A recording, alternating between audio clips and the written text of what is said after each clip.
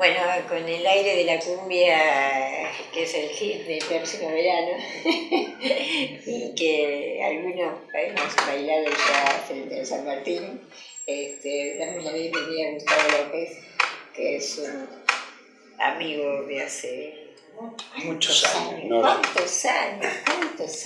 Pero bastante... Era secretario de Cultura de la ciudad, ¿no? Eso fue claro. Antes. Creo que cuando arranqué de subsecretario, yo no sé si no fue en la época del Confer, yo me parece que fue en esa época, del 99 en adelante. Porque en ese momento, como empezamos a trabajar, bueno, primero te saludo, ¿cómo estás? ¿Cómo estamos? Como habíamos empezado a trabajar un proyecto de ley de medios en aquel entonces, que cambiara la de la dictadura, trabajamos mucho con la asociación de actores, trabajamos las ideas que 10 años después iban a ingresar a la ley y que tenía que ver con la producción independiente, con la producción nacional, con las cuotas de pantalla. Así que yo creo que por ahí nos empezamos a ver por eso. Y después, exactamente, y después en la Secretaría. Obviamente, a partir del 2003. Ya nos tratábamos bastante antes, me parece. Yo creo que a partir del 99-2000. Sí, más o menos. Así poco antes también. No sé, creo que alguien nos presentó antes, no me acuerdo, pero sé que yo te conocía. 20 años. Sí, por lo menos. Los últimos 20. Los últimos 20 años que han sido algo movidos. Han sido movidos, cambiantes, importantes. Sí, algunos muy importantes. Muy importantes por los cambios positivos. Y vos realmente después estuviste en presidencia, fuiste el subsecretario.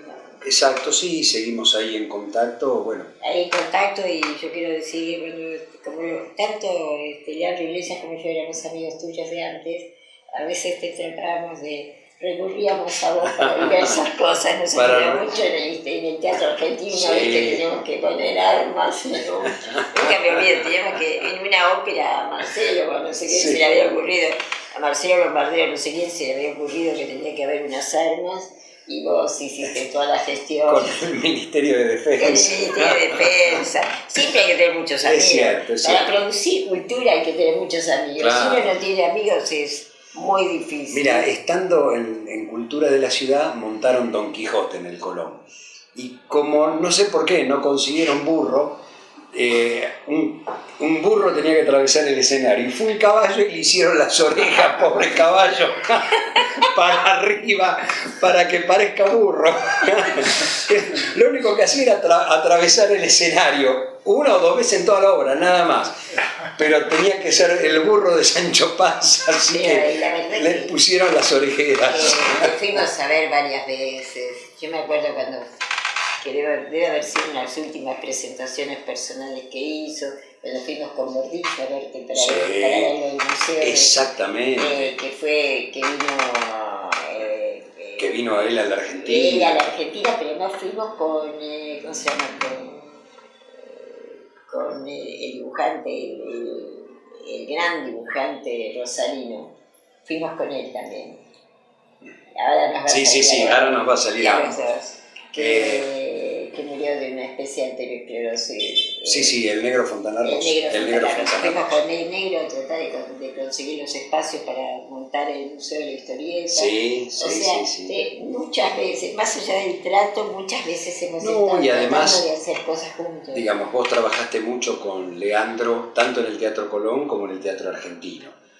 Y Leandro fue parte de mi equipo. Después, obviamente, él creció, se autonomizó, hizo una carrera bárbara y vos lo acompañaste y lo ayudaste mucho en 2 direcciones teatrales que fue de lo mejor que pasó en los últimos 20 años, yo creo que tanto en el Colón como en el Argentino. Sí, pero sobre todo en el Argentino fue demostrar que ese teatro podía funcionar bien, con calidad, con muchos montajes. Y que además sorprendía al mundo. Bueno, porque ha venido gente. Cuando hicimos el Mahler en el Luna Park, vino gente de Alemania a ver nuestro Mahler. Porque hay que recordar que en esa época el Colón estaba cerrado. Eso es la cuestión del Colón. Exacto, el Colón había cerrado por las reparaciones, ya con Macri a la cabeza, y el Argentino de La Plata se convirtió en el centro de referencia, y además quedó demostrado con vos, con Lombardero, con Leandro, que se podía trabajar y muy bien. Sí, Y se montaron cosas realmente maravillosas. Teatro que otra vez está cerrado, sin producción. Además con las butacas levantadas, y las quieren reemplazar por butacas de plástico. Es una locura.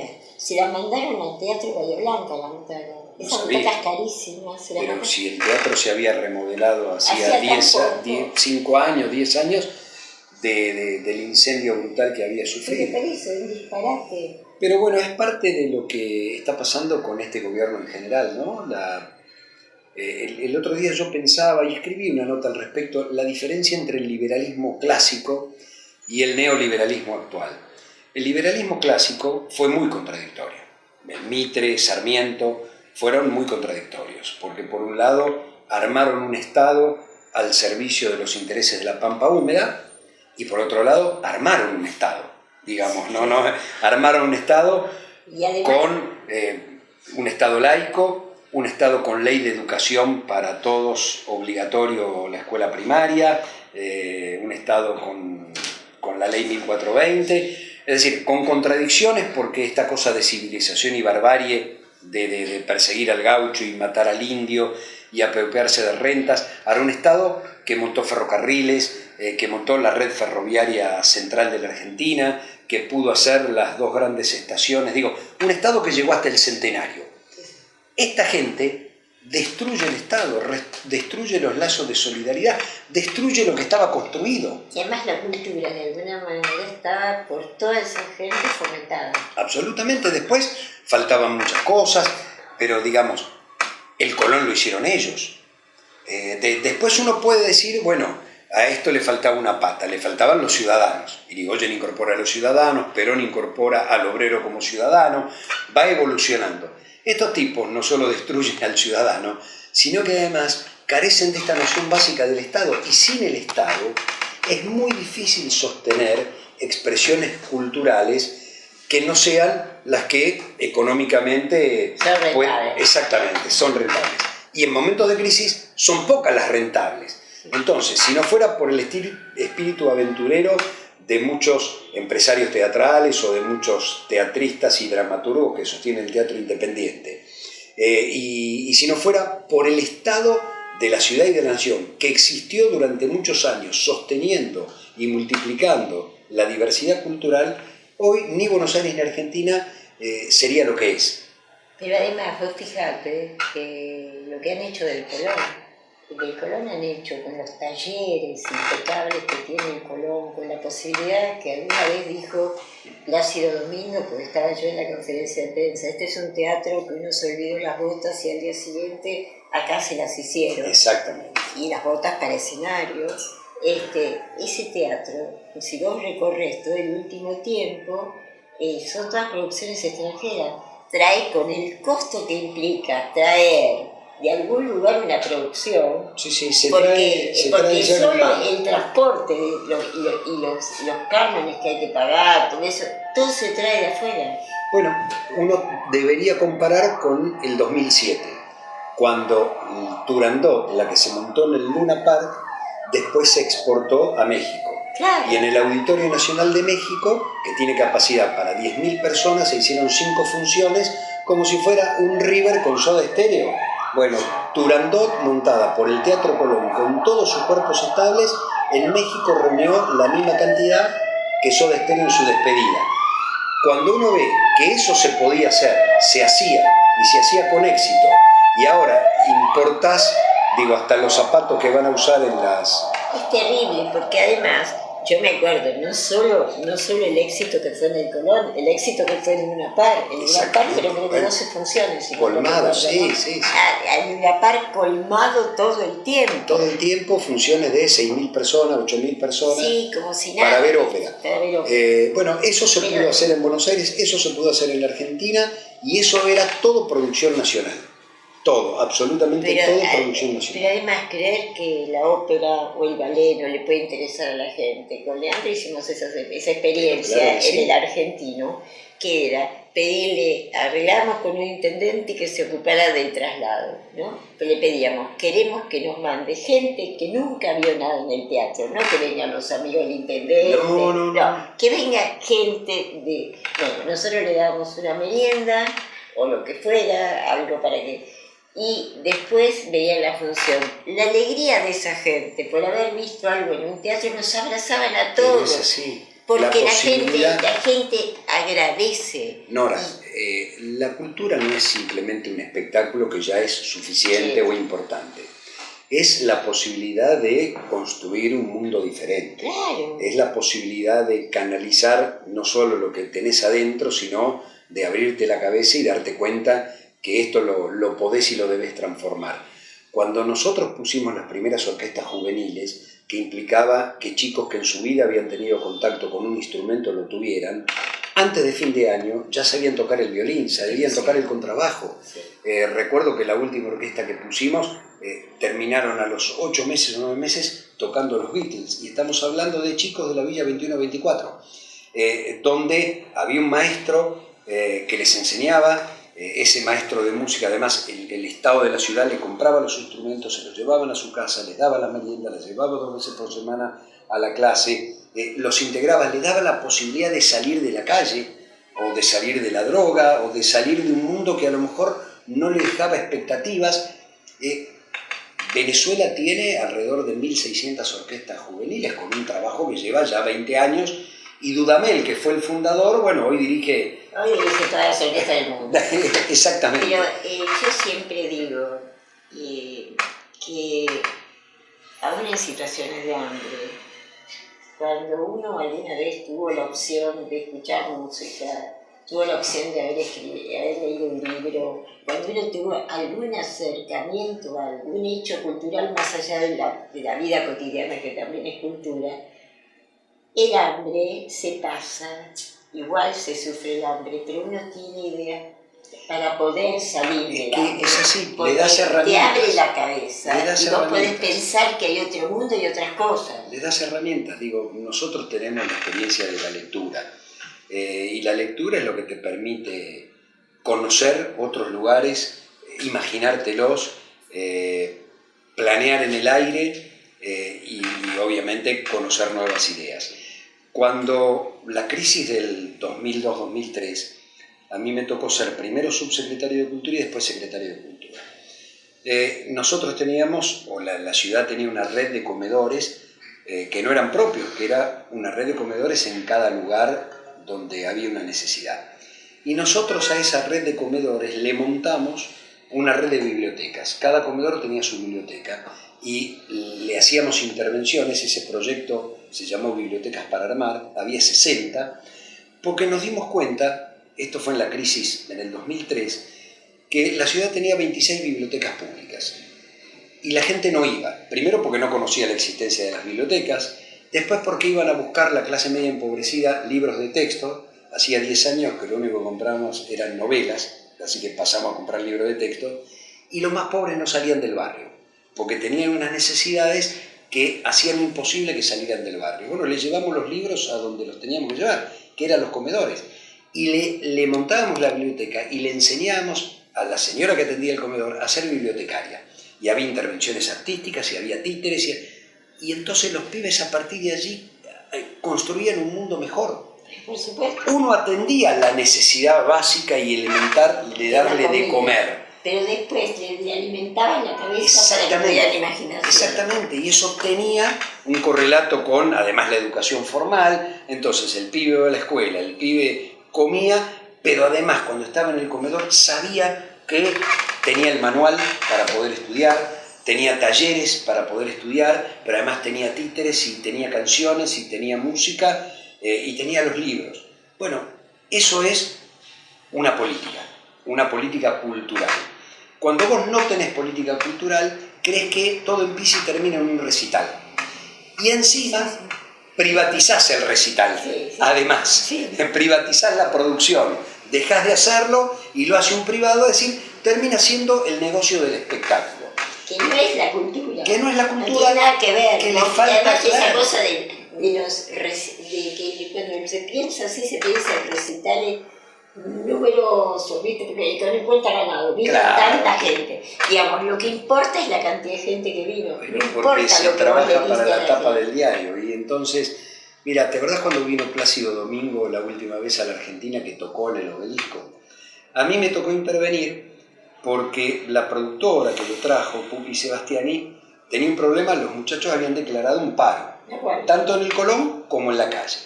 Yo los convencí, yo no tenía nada que ver con el Colón, hacía años que no estaba, los convencí de que no le podían privar al vecino poder escuchar a Plácido Domingo cantar y dirigir la orquesta. Que si tenían un conflicto adentro, él lo iba a comprender, pero que afuera era otra cosa. De hecho ocurrió así, Plácido reivindicó a los artistas que estaban en conflicto, pero ¿sabés qué? El gobierno de la ciudad, que era Macri, lo único que pensó fue en el recital como espectáculo. Trajiste un tipo que dirige los principales teatros del mundo, que canta, que dirige orquestas. No hiciste clínicas gratuitas, no lo llevaste con otros músicos, no lo hiciste interactuar. Digo, esta cosa Plácido es un tipo con el que le pedís todo eso y lo hace. Bueno, lo hace, un tipo que terminaba con la primera vez que vino al Colón, que fue la vez que de Paquito hizo el disco de tango. Sí, sí, exacto. Sí. Él se quedaba hasta la 1 de la mañana con los músicos charlando cuando terminaba. Exactamente. Es ese tipo. Entonces, en lugar de aprovecharlo como la concepción es cuánta gente metí, a ver si soy tapa de Clarín, empieza y termina ahí. Así que, bueno, yo creo que tenemos la esperanza de que esto vuelva a cambiar a partir del 10 de diciembre. También hay una lucecita de esperanza en la ciudad de Buenos Aires con Lamens, porque, bueno, también podemos cambiar esta historia y volver a recuperar esos valores. Esta es una ciudad cultural, netamente cultural. Siempre lo Las fue. librerías, Siempre lo fue. los teatros, la producción, y es popular. A su vez, digo, porque cuando vos tenés 100 teatros independientes o 120... No, creo que son 250. Cuando vos tenés esa cantidad, es porque son populares, porque hay un público que va. Cuando vos tenés la cantidad de centros culturales que hay, en la esquina de mi casa pusieron uno.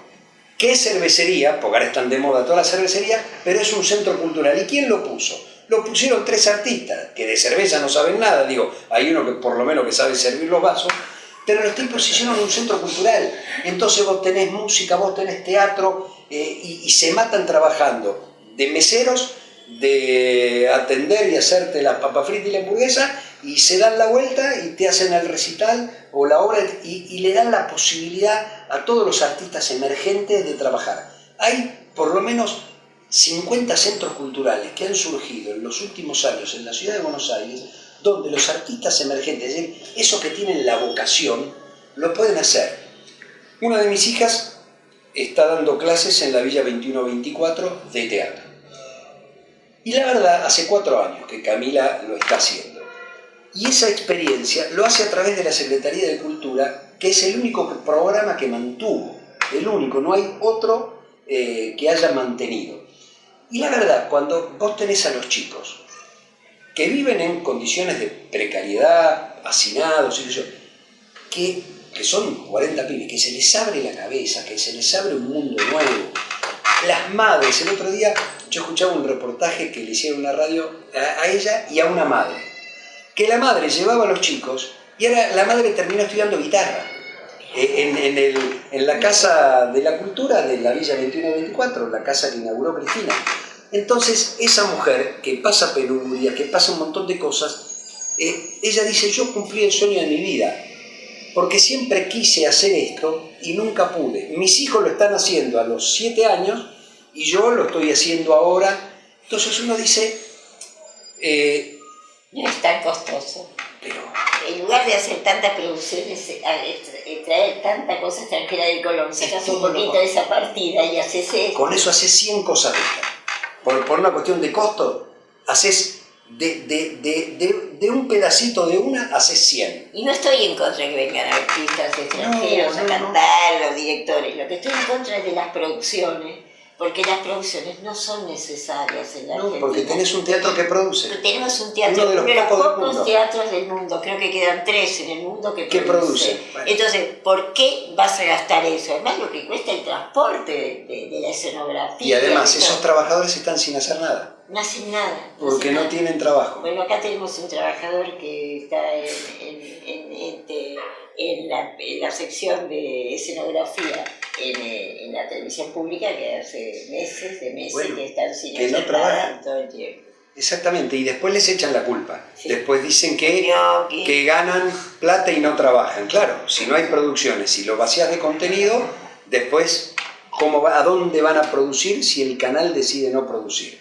Bueno, lo que ha pasado con los medios públicos, les han tenido paritaria cero, contra una inflación del 55%, el aumento del salario de Radio Nacional y de Canal 7 fue cero. Entonces lo terminas vaciando. Es cero también la audiencia que tienen después de haber tenido una audiencia importante. Radio Nacional competía entre las 4 o 5 radios más escuchadas de la Argentina. Hoy ni siquiera la miden porque ya no la escucha nadie. Canal 7, todavía tiene algunas producciones experimentales que son coproducciones o producciones de afuera. Pero además tiene todo lo del bajo que no lo ha usado. Bueno, pero es porque yo creo que ellos vinieron, por eso vuelvo al tema del neoliberalismo, a destruir el Estado, a destruir las solidaridades. Mira, yo no lo he leído, pero el sábado, escuchando a Liberty, hicieron un comentario sobre un libro escrito en los 90 entre Rodríguez Larreta, Vidal y Quintana, que se llama Domar el elefante blanco. Y en ese libro, Domar el elefante blanco, por el famoso elefante blanco del hospital, hablan de que el Estado no tiene por qué brindar ni salud, ni educación, menos ciencia y tecnología. Están en contra del Estado. Ellos creen que todo es un negocio, que solo hay un mercado y que los privados lo pueden hacer. Claro, los privados lo que van a hacer es negocio, nada más que eso. Entonces, se está pensando un país, que por suerte se termina el 10 de diciembre, para 10 millones de personas. Porque con el producido de los 4 o 5 sectores, o 3 a los que le va bien en la Argentina actual, viven 10 millones de personas, los otros 30 quedan o quedamos afuera, indefectiblemente. Sí, efectivamente. No hay manera de meterlos adentro. Entonces, ellos hablan de eficiencia cuando en realidad están hablando de negocios, pero negocios para ellos. No están hablando, cuando vos querés ser gobierno, tenés que pensar en términos de país, en términos de nación, en términos del otro, en términos del conjunto, en términos de sociedad. Cuando todos esos valores son desconocidos, porque se trata de una batalla cultural, y lo único que vos crees es que hay un mercado y un mundo de negocios, bueno, toman las decisiones en un mundo de negocios, que fue una de las primeras cosas que había dicho Aranguren, y digo, esto es muy cultural. Cuando vinieron los primeros aumentos, que después lo tuvieron que morigerar, el tipo planteó un 2000% de entrada. En 4 años aumentó un 2000% todos los servicios públicos. Él decía, no, yo hice una planilla de Excel. No, a ver, hay gente en la planilla de Excel. Hay gente que come, que vive, que sufre. Hay jubilados que con 10.000 pesos de mínima tienen que pagar 1.500 pesos de luz. Y tienen que pagar los remedios que los tenían gratis y ahora ya no son más gratis. Y en el medio tiene que comer y tiene que viajar. Entonces, en el mundo de los negocios no existen las personas, existen los números. Sí. Y eso es profundamente cultural. Tiene que ver con los valores. ¿Con qué valores se construye una sociedad? Bueno. Qué bárbaro, la verdad, Gustavo, como siempre es un placer. Y además te quiero felicitar porque de alguna manera con Forja integrás frente con todo y además tuviste un éxito muy grande de Tierra del Fuego. Hemos conseguido nuestro primer gobernador, por eso digo no el único, sino el primero. Sí. Muy bien, han trabajado muchísimo. Hemos trabajado mucho y el actual intendente de Río Grande, futuro gobernador, ha hecho un trabajo fantástico. Ha hecho congresos pedagógicos, ha traído a los alfabetizadores cubanos, ha traído a los médicos cubanos, realmente todas, no hay villas, no hay casa precaria, cada uno tiene su casa, todas las casas tienen agua, luz, calefacción. Como pasó en Calafate también. Bueno, Ahí cuando uno quiere hacer exactamente. cosas, y hay transporte público. Hay transporte público que eso es increíble. que llega a todos lados, Sí. y es el más barato de la Argentina. Sí. Está a 12 pesos y está subsidiado por el Estado municipal. Es decir, un municipio, con la dificultad que hoy implica cobrar impuestos, porque hay una desocupación del 13% en Río Grande, producto de las políticas que provocaron el cierre de las empresas de tecnología. Con todas esas dificultades, el municipio hizo la planta potabilizadora de agua, asfaltó, hizo la casa, dio la luz, dio el gas, da educación, da salud. Y va a ser un buen gobernador. Y va a ser un buen gobernador. Bueno, te felicito. Gracias, gracias a vos. Gracias a vos. Realmente ha sido un placer tener acá a Gustavo López, que como ustedes habrán escuchado es alguien que realmente sabe lo que es cultura y sabe lo que es un proyecto cultural y sabe lo que el Estado tiene que ver con todas estas cosas y lo ha practicado. No es solamente alguien que habla, es alguien que lo ha hecho. Así que gracias Gustavo. Gracias a vos. Esperemos tener la oportunidad de, a partir del 10 de diciembre, volver a poner al Estado al frente de los argentinos. Y que estemos discutiendo cuántos satélites vamos a mandar al espacio. Eso. Y no tener que comprar comida porque la gente no tiene trabajo. Yo creo, y sobre todo eso, recuperar nuestros científicos. Es que así. eso fue un logro impresionante y que estamos perdiendo. Bueno, en un ratito volvemos con más periodismo en emergencia.